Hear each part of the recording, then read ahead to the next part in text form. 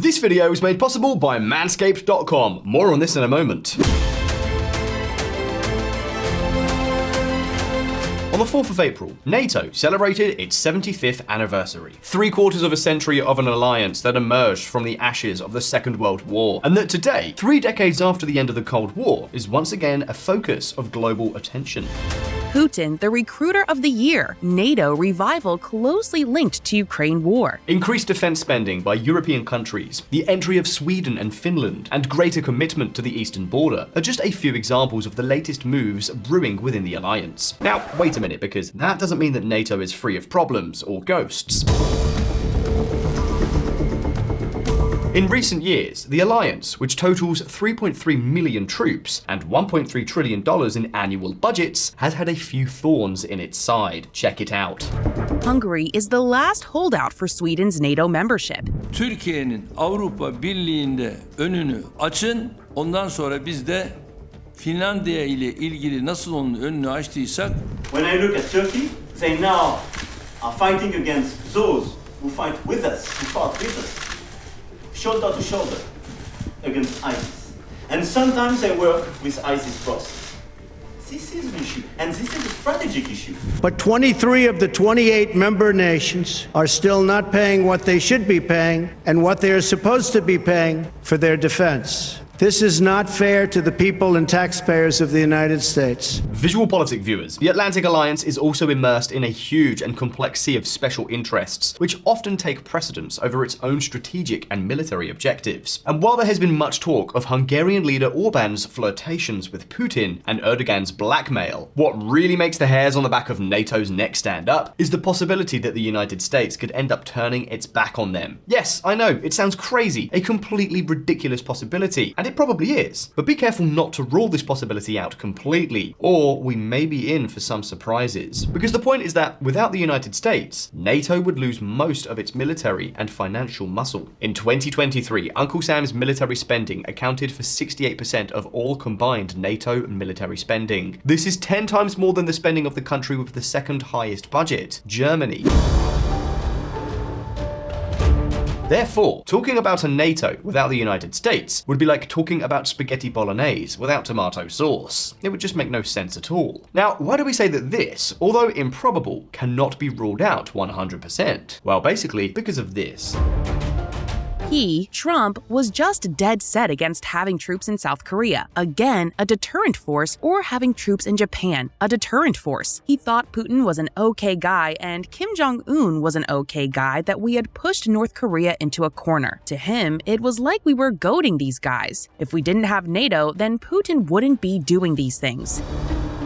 Honest to God, it was frightening because we didn't know what he, Trump, was going to do up until the last minute. And I mean, I think he all but said he was going to get out of NATO and then pulled back on it. These are two of the people who know Donald Trump best because they worked with him in key positions and were in constant contact with the former president. But it is not even necessary to listen to statements from third parties to see Trump's lack of commitment to his allies clearly. We can hear it from the man himself. They asked me that question. One of the presidents of a big country stood up and said, well, sir, if we don't pay and we're attacked by Russia, will you protect us? I said, you didn't pay? You're delinquent? He said, yes, let's say that happened. No, I would not protect you. In fact, I would encourage them to do whatever the hell they want. You got to pay. You gotta pay your bills. Yes, that European countries should do much more in terms of defense is something that has become a long-standing demand from Washington. And yes, it is true. Although the trend is slowly changing, the reality is that most member countries fall short of the 2% of GDP defense investment target. But then, to say that you would encourage Russia to invade these underpaying countries, that's a very different thing. The point is that, as I'm sure all of you already know, on the 5th of November 2024, elections will be held in the United States. And while Biden will most likely remain in the White House, no scenario can be ruled out. Trump could return to the Oval Office. So with all this on the table, the time has come to ask ourselves a few questions, however far-fetched they may seem to us. What if the United States were to leave NATO? Would Europe be left unprotected and at Putin's mercy? Who would win and who would lose in such a scenario? Well, we're going to take a look at this and more more next. But before I continue, here's something you should know. You're likely familiar with Manscaped, the brand that's revolutionized grooming down there, safely for men. But grooming shouldn't stop there. What about the rest of your body? Today we'll demonstrate how bundling with Manscaped offers the best value for your money. This is the Performance Package 5.0 Ultra, your complete solution for body hair management. It features the latest Lawnmower 5.0 Ultra electric trimmer, now upgraded with next-gen dual skin-safe blades for unmatched precision. The enhanced trimmer blade has longer, wider, and rounded teeth for an easy, skin-friendly cut. Tough on hair, but gentle on skin, this trimmer is a true precision powerhouse. But here's the real showstopper, the foil blade. Designed to surpass the typical trim, this blade delivers an irresistibly sleek and utterly bare finish. It glides softly over your skin, capturing even the finest hairs for a smooth, flawless result. Now, you may be wondering, how effective is this dual blade system? Here's the rundown. Begin with the trimmer blade for initial grooming, then swap it with the foil blade to achieve a close, skin-level shave. Think of it as a grooming tag team match. The trimmer blade starts with precise cuts, then the foil blade delivers unbeatable smoothness for the grand finale. It's like having two trimmers in one, but for the price of one, a clear win. The Lawnmower 5.0 Ultra also features a larger LED light and a new dual temperature setting to suit various skin tones, ensuring those hard-to-reach areas are perfectly illuminated and groomed. If you're an OG Manscaped fan, this trimmer honors the classics with beloved features: a rechargeable lithium-ion battery, RPM technology for peak performance, travel lock for easy portability, USB-C charging, a clear 3-level battery life indicator, and best of all, it's still waterproof. But wait, there's more. Elevate your grooming with the Performance Package 5.0 Ultra, featuring the Weed Whacker 2.0 for nose and ear hair. Waterproof, cordless, and built with skin-safe technology for easy trimming. Enhance your self-care with the Crop Soother and Crop Preserver. The former soothes and moisturizes with colloidal oats and shea butter, while the latter keeps you fresh with ball deodorant, ensuring all-day comfort. And the perks continue. With your purchase, you'll receive 2 free gifts: the Ultra Comfortable Boxers 2.0 with the Jewel Pouch, and the Shed 2.0, a stylish organizer for all your grooming essentials. Join the 10 million men who trust Manscaped for superior grooming. Visit manscaped.com and get the Performance Package 5.0 Ultra today with promo code VPEN for 20% off, free international shipping, and 2 free gifts. That's right, 20% off and more with promo code VPEN at manscaped.com. Thanks, Manscaped. The Sweet Nightmare. For many, a hypothetical US exit from NATO would be the end of security in Europe. For others, however, it would be an opportunity to create an independent European defense strategy and strengthen Europe's arms industry. But what is the real truth of both positions? Well, in order to answer this question, we first need to know exactly what the United States contributes to European defense through NATO. You see, defense systems and strategy are usually multi-layered and have at least 2 objectives: deterrence and attack and response capability. Well, starting with the former, in the case of Europe, the greatest deterrent is provided by the United States. We are talking, of course, about the famous nuclear umbrella. As you know, the United States has the second largest nuclear weapons arsenal in the world, behind Russia's, with more than 5,000 nuclear warheads, while the other 2 European countries in the alliance with nuclear weapons, France and United Kingdom, account for just over 500 combined. And okay, many of you are probably thinking, well, that's it. 500 nuclear weapons in the hands of Europe is more than enough for Russia or any other country to never dare to attack. So there's no need for American radioactive mushrooms. Well, this is not really the case. You see, the problem is that nuclear weapons in France and the United Kingdom are reserved by law for very specific cases. They can only be used against another country if it is directly attacking France or the United Kingdom, and there is no provision. In fact, it is currently forbidden for them to be used to defend allied countries. And that is why the nuclear umbrella that the United States brings to NATO is so important. Why? Because the United States makes available to NATO the use of its nuclear weapons for European defense if necessary. And this is an absolutely distinguishing fact. Uncle Sam has between 100 and 150 upgraded B-61 nuclear bombs distributed in 6 European military bases in 5 countries: Belgium, Germany, Italy, Turkey, and the Netherlands. In reality, this distribution is an allocation of bombs to these countries, which can make use of them, subject to US authorization, in the event of a large-scale conflict. For example, Italy is allocated 35, Turkey 20, and the Netherlands about 15. We're talking about countries that are not nuclear powers, but which in practice obtain a similar status thanks to the provision of US nuclear bombs. Basically, some European countries that do not have their own nuclear status acquire a layer of nuclear defense in a certain way that gives them a strategic security almost equivalent to that of being a nuclear power. In fact, following the Russian invasion against Ukraine, NATO has made efforts to improve the capacity of these countries to be able to carry out nuclear strikes.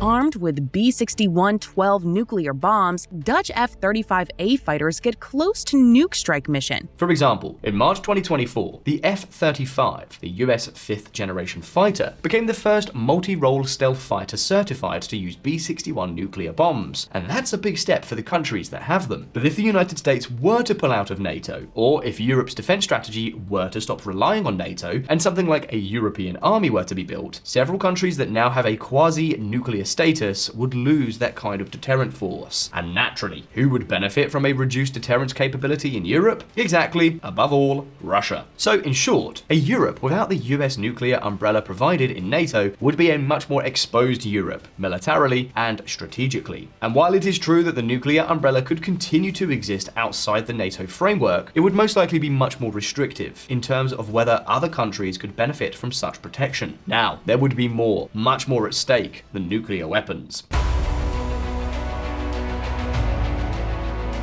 The United States also provides European countries via NATO with enormous conventional military capabilities and equipment, including armored vehicles, artillery, air support, and deployment equipment. Although since the invasion of Crimea, NATO members, besides the United States, have improved their investment in equipment quite a bit, there is still a fairly significant shortfall in maintenance and acquisition of new equipment.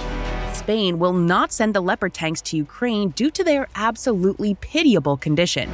Missing in action, 2/3 of Germany's top military kit unusable.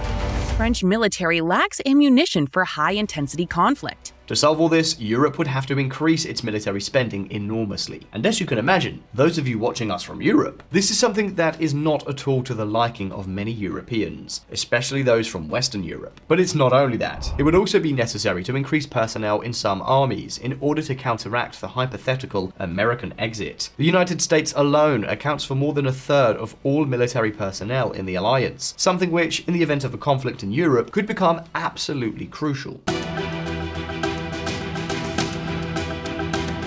But we are not finished yet. Uncle Sam also has the best intelligence, surveillance, and reconnaissance capabilities in NATO. Capabilities which, when it comes to the military field, he routinely puts at the service of the allied countries. We are talking not only about a huge network of informants and undercover agents, but also about advanced satellites, surveillance drones, and other reconnaissance technologies. Equipment that Europe alone either does not have, or does not have enough of, or does not have systems as advanced as the Americans.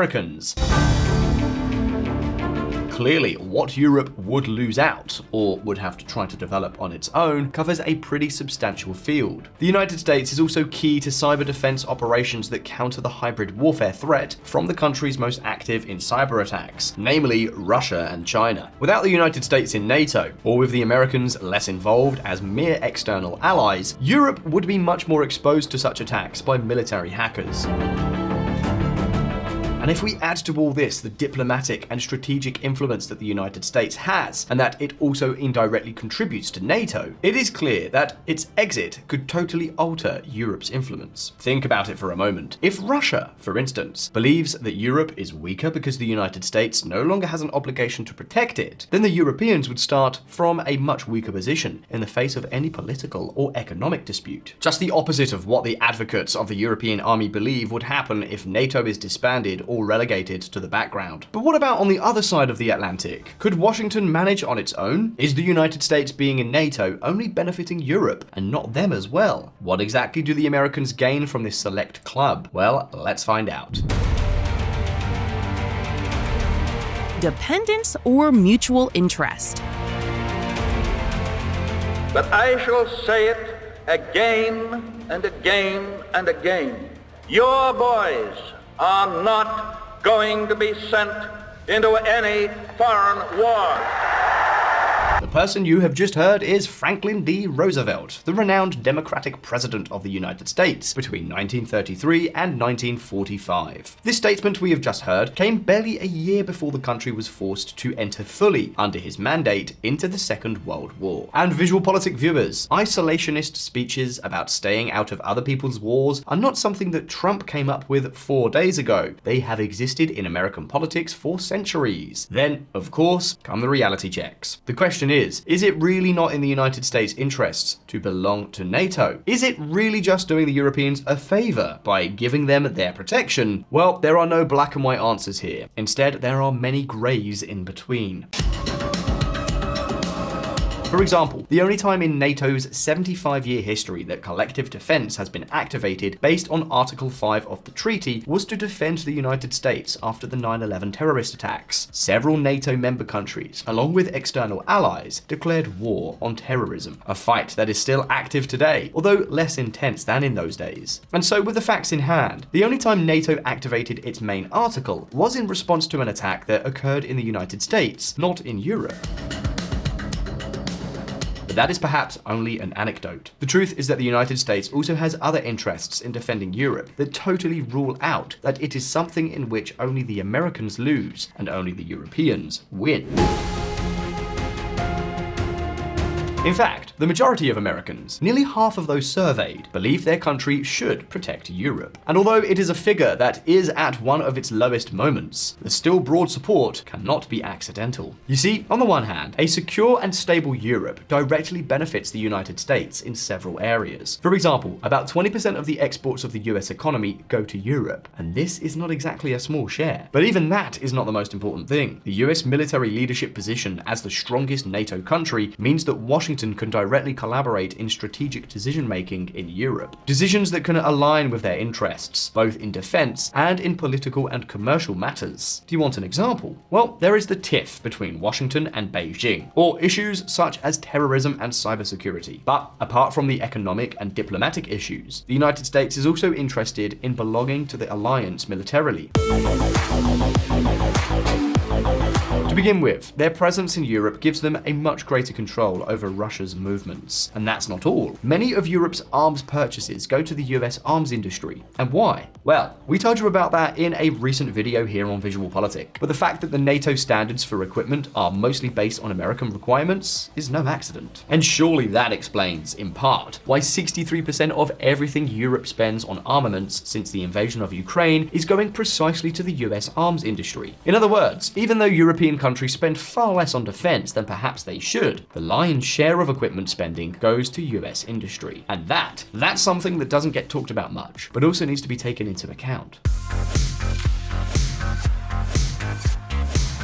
So you see, a NATO without the United States, or a Europe defending itself outside NATO, would leave huge security gaps. And even if European countries were to reach agreements with the United States, as they have with other allies, the coordination and integration provided by NATO would be impossible to achieve. The United States not only covers the shortcomings of European armies, it also provides its nuclear umbrella, which is the cornerstone of deterrence in Europe, as well as intelligence and influence. On the other hand, Europe provides the United States with a privileged strategic position that favors its own political and economic interests. Europe is the main customer of the US economy and the one who buys the most American weapons due to NATO standards. What's more, the sum of the parts enables Washington to multiply its global influence. And let's not forget that the current architecture of the globalization process has favored above all the Americans, who have become much, much wealthier. In other words, that there is a relationship of mutual interest that, while it may not be symmetrical and play in Europe's favor, breaking it would also mean a huge loss for Washington. No one in their right mind, on either side of the Atlantic, would gamble on breaking up NATO, relegating its role, or taking the United States out of the alliance. It would basically be a mutual loss that would only strengthen adversaries such as Russia, China, or even other countries such as Iran. But now, having said all this, it's your turn. Do you think Europe should improve its defense through a European army, or by strengthening NATO? Do you think that someday the United States could leave the Atlantic Alliance? And if that were to happen, happen? What do you think would happen without Washington's defense of Europe? Well, we're starting a debate, so leave us your comments below. And very important, if you like this video, don't forget to like it, and of course, subscribe to our channel so you don't miss any news. Once again, thank you very much for being there. All the best, and see you next time.